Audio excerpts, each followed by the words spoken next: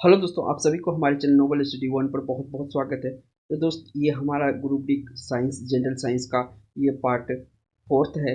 इसमें जो है क्वेश्चन देखेंगे 151 से लेकर 200 तक। अगर हम हमारे इस सीरीज का, अगर आपने नहीं देखा है वीडियो अभी तक, तो 1 से लेकर 3 तक का प्ले लिस्ट दिया हुआ है डिस्क्रिप्शन में, वहाँ पे जाकर देख सकते हैं। तो पहला क्वेश्चन है, 151 नंबर आपके सामने डिस्प्ले हो रहा है। त्रिविध टीका यानी कि इंग्लिश में इसको ट्रिपल एंटीजन वैक्सीन किन तीन रोगों के लिए दिया जाता है? तो इसका जो राइट आंसर है वो है आपका डिप्थीरिया, काली खांसी तथा टेटनस।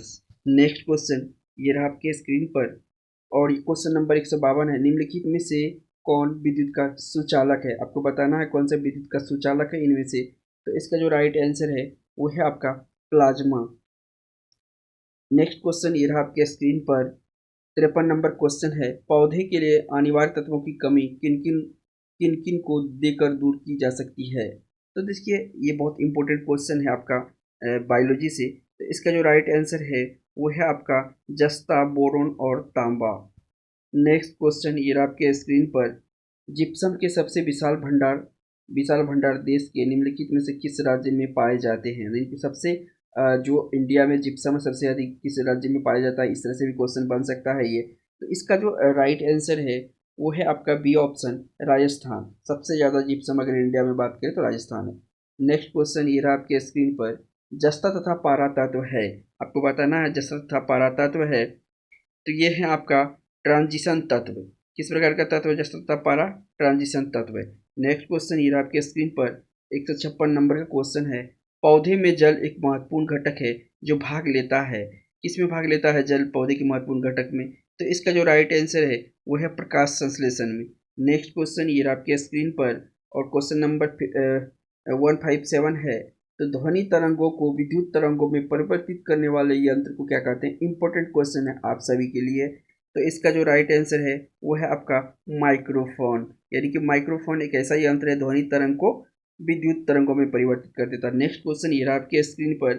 तो ये क्वेश्चन है 158, निम्नलिखित में से कौन सा प्रोटो प्रोटोनलई एंजाइम जो है प्रोटोनलई एंजाइम है? तो इसका जो राइट आंसर है वो है पेपेन।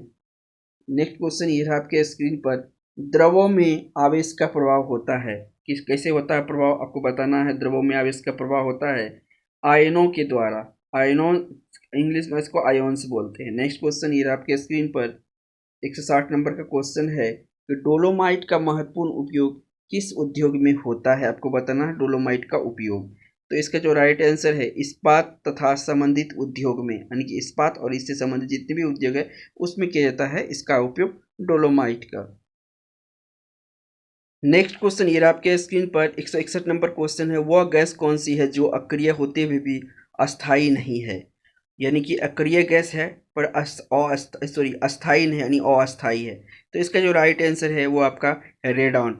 इंपॉर्टेंट क्वेश्चन है रेडॉन। रेडॉन अक्रिय गैस है और अस्थायी नहीं है, अस्थायी है ये। नेक्स्ट क्वेश्चन ये रहा आपके स्क्रीन पर, ये क्वेश्चन 162 नंबर का है। कोशिका में माइटोकॉन्ड्रिया पाए जाते हैं। कहाँ पे पाए जाते हैं कोशिका में माइटोकॉन्ड्रिया? आपको बताना है। तो इसका जो राइट आंसर है कोशिका द्रव्य में। याद रखिएगा, कोशिका द्रव्य में। बायोलॉजी से इंपॉर्टेंट क्वेश्चन है आप सबों के लिए।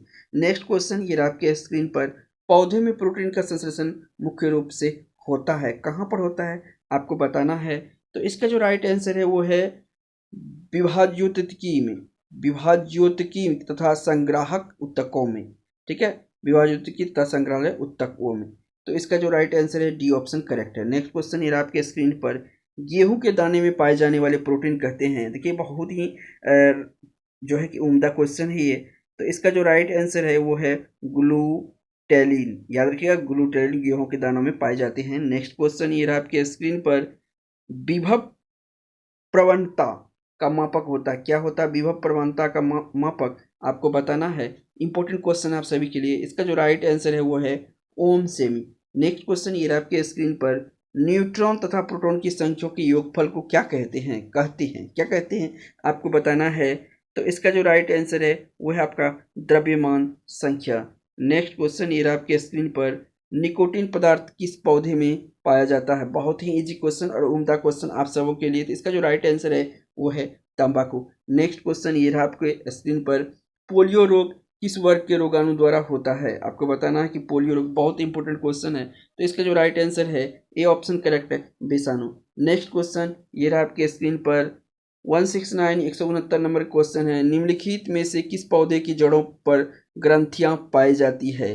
तो जड़ों पर ग्रंथियां पाई जाती है, तो इसका जो राइट आंसर है वो है आपका मटर, डी ऑप्शन करेक्ट हो जाएगा। नेक्स्ट क्वेश्चन ये रहा आपके स्क्रीन पर, कार्बोहाइड्रेट्स का निर्माण होता है, आपको बताना है इनमें से किसके द्वारा कार्बोहाइड्रेट्स का निर्माण होता है?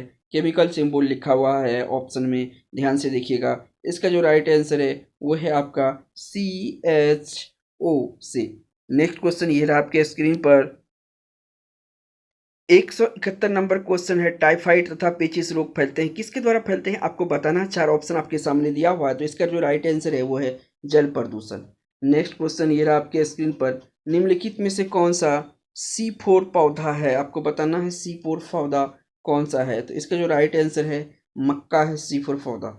नेक्स्ट क्वेश्चन ये रहा आपके स्क्रीन पर, समुद्री घोड़ा है, आपको बताना है समुद्री घोड़ा क्या है? तो इसके जो राइट आंसर है ये एक प्रकार का मछली है, समुद्री घोड़ा।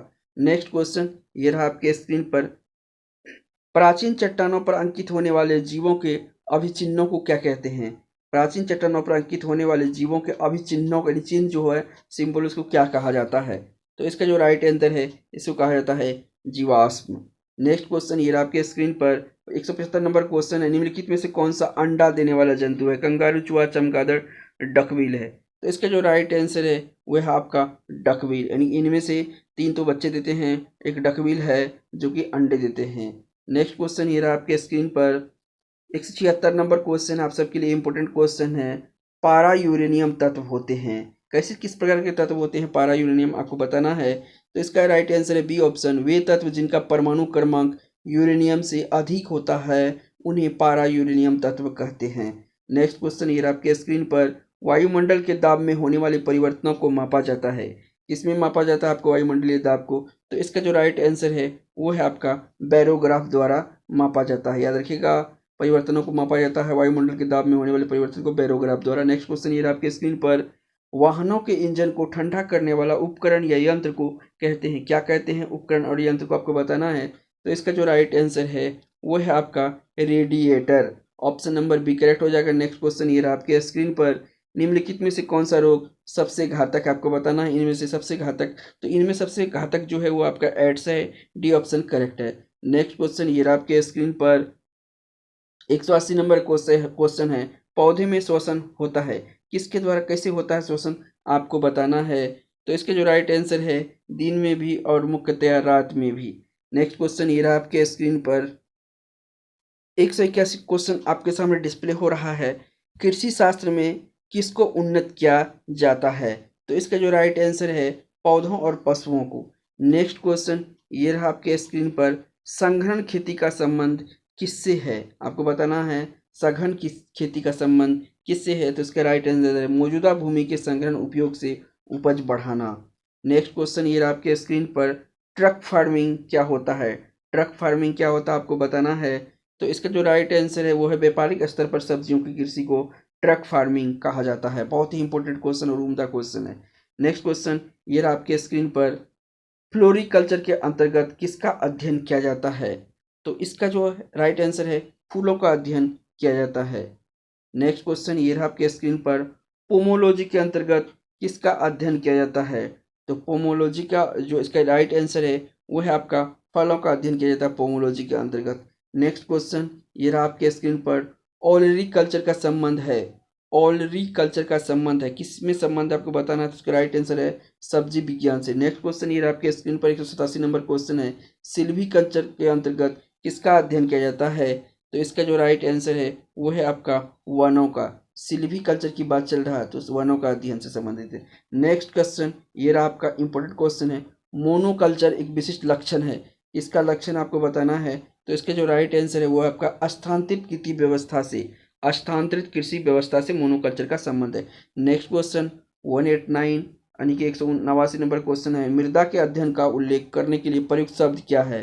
तो इसका जो राइट आंसर है वो है आपका भूमि विज्ञान, याद रखिए मृदा का अध्ययन को भूमि विज्ञान कहते हैं। नेक्स्ट क्वेश्चन ये रहा आपके स्क्रीन पर, मृदा से संबंधित विज्ञान क्या कहलाता है?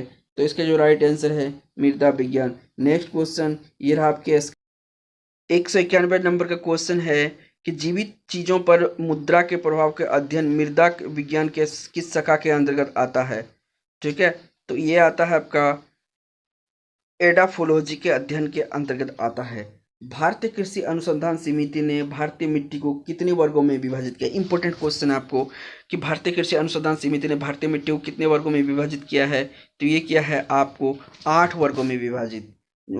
इजी क्वेश्चन है और इम्पोर्टेंट भी है। नूतन जलोढ़ मिट्टी किस नाम से जानी जाती है? नई जलोढ़ मिट्टी किस नाम से जाती है? तो इसका जो राइट आंसर है ए ऑप्शन सही है, खादर मिट्टी के नाम से जानी जाती है। नेक्स्ट क्वेश्चन ये आपके स्क्रीन पर 194 नंबर का क्वेश्चन है, काली मिट्टी का काला रंग किसकी उपस्थिति के कारण से होता है? तो इसका जो राइट आंसर है टिटेनीफेरस में मेनेजिटाइट एवं ह्यूमस, ये दोनों तत्व इसमें होता है इसको काला रंग उपस्थित कारण। नेक्स्ट क्वेश्चन ये आपके स्क्रीन पर, किस मिट्टी में अधिक समय तक आर्द्रता बनाए रखने की क्षमता होती है? तो इसका जो राइट आंसर है काली मिट्टी। एक बात और याद रखिए, काली मिट्टी को कपासी मिट्टी भी कहा जाता है क्योंकि कपास की खेती के लिए उपयुक्त होता है।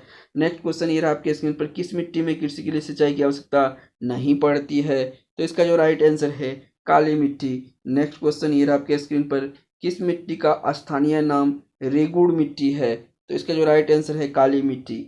नेक्स्ट क्वेश्चन ये रहा आपके स्क्रीन पर, मूंगफली की खेती के लिए कौन सा मिट्टी उपयुक्त है? तो इसका आंसर है काली मिट्टी। मूंगफली और कपास, कपास के बाद मूंगफली आता है आपका।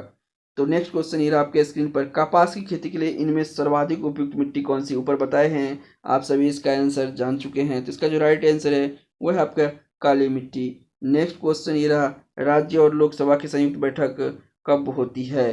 तो इस क्वेश्चन का मिसिंग है। तो दोस्तों इस वीडियो में इतना ही, फिर होगी आपसे मुलाकात एक नए वीडियो में। तब तक के लिए दोस्तों दीजिए इजाज़त। जय हिंद। अगर आपने ये सीरीज अभी तक नहीं देखे हैं तो डिस्क्रिप्शन में इसका लिंक है, पूरे साइंस है, आपको साइंस का पार लगा देगा ये क्वेश्चन की सीरीज, क्योंकि इंपॉर्टेंट क्वेश्चन है।